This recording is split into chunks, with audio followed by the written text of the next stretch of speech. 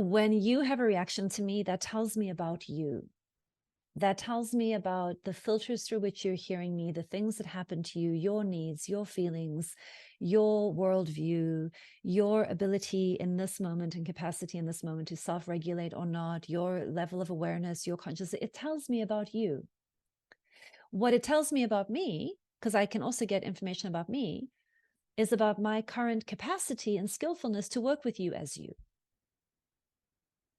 So there's learning and there's awareness building for both of us, but there's no rightness or wrongness or shame or blame or assignment of I'm able to change you if I change me. Now, is it still influencing one another? Of course we influence one another. If I bring something different, I might get something different.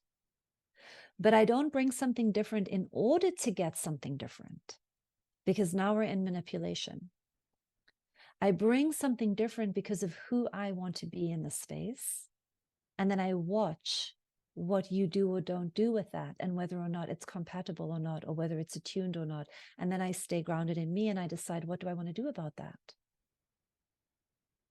So I'm very attuned to the feedback and I'm very caring about the impact that I'm having without being responsible for how you are taking it.